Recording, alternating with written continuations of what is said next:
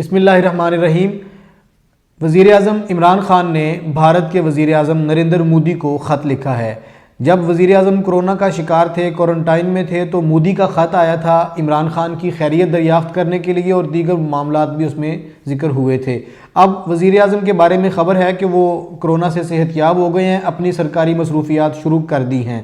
انہوں نے وزیر اعظم پاکستان نے بھارت کے وزیر اعظم کو جوابی خط لکھا ہے، جس میں ایک بات خاص طور پہ آج اخبارات میں لیڈ کے طور پہ لگی ہے کہ عمران خان نے خط میں کہا ہے مودی سے کہ ہم پرامن تعلقات چاہتے ہیں، لیکن مسئلہ کشمیر کا تصفیہ اپنی جگہ ضروری ہے، اہم بات ہے۔ اور ساتھ ہی ساتھ عمران خان نے یہ بھی لکھا ہے کہ تعمیری اور نتیجہ خیز مذاکرات ضروری ہیں، ایسا ماحول پیدا کیا جائے کہ پاکستان اور بھارت کے درمیان امن کو فروغ دیا جا سکے۔ یہ جوابی خط آج اخبارات میں رپورٹ ہوا ہے۔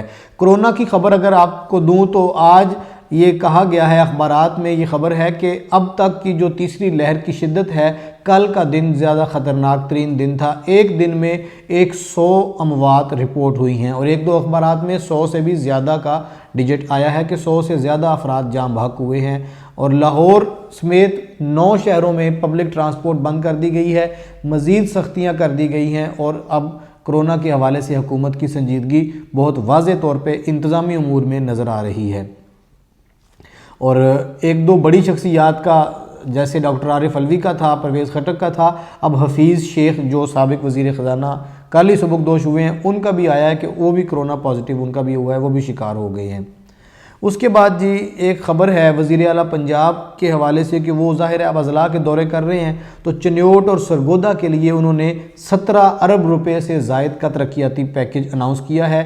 بڑا ایک پیکج دیا ہے، منصوبے اس میں سڑکوں کے آئیں گے، ہسپتال بنیں گے، اور وزیر اعلیٰ کافی متحرک ہوئے ہیں۔ انہوں نے کہا ہے کہ ہم اپوزیشن کو بھرپور جواب دیں گے، اپوزیشن کی ہر کارروائی کا مقابلہ کریں گے۔ ان پر عدم اعتماد کے حوالے سے جو رومرز آ رہے تھے، اس پر انہوں نے یہ جواب دیا ہے۔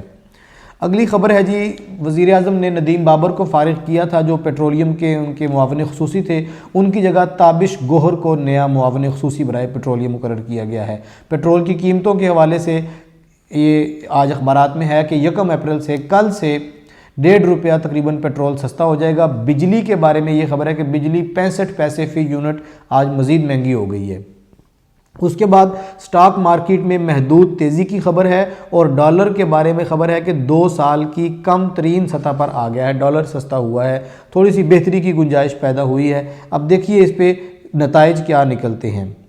ہماری ECC نے آج بھارت سے چینی، کپاس اور درآمد کا اور دیگر چیزیں، یہ دھاگا وغیرہ، سوتی دھاگا، اس کا جائزہ لینے کے لیے اجلاس آج بلایا ہے ECC میں۔ اور اب میں جب ویڈیو ریکارڈ کروا رہا ہوں تو اس میں یہ خبر آ چکی ہے سامنے کہ وہ منظوری دے دی ہے کہ پاکستان بھارت سے چینی اور کپاس اور دیگر چیزیں درآمد کرے گا۔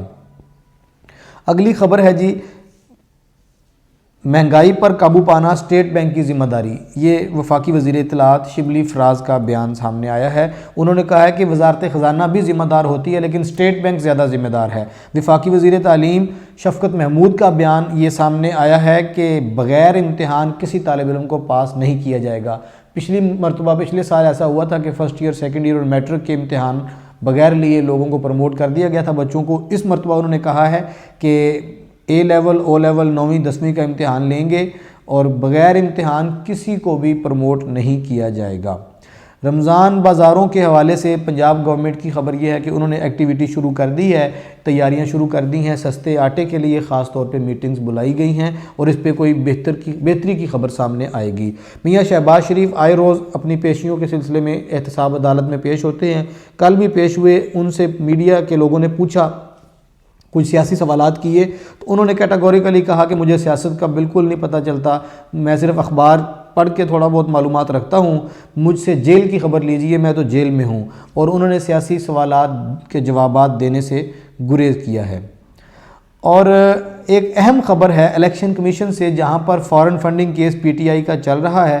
سکروٹنی کمیٹی نے کہا ہے کہ فنڈنگ تحقیقات میں تاخیر کے ذمہ دار اکبر بابر ہیں، جو وہاں پہ درخواست گزار ہیں، انہی کو ذمہ دار ٹھہرایا گیا ہے کہ درخواست گزار درخواستیں دیتے رہے تو سکروٹنی کبھی مکمل نہیں ہوگی۔ وہ کہہ رہے ہیں کہ یہ جو پرولونگ ہو رہا ہے سکروٹنی کا عمل، اس کی ذمہ داری اکبر ایس بابر پر ہے، جو درخواست گزار ہیں۔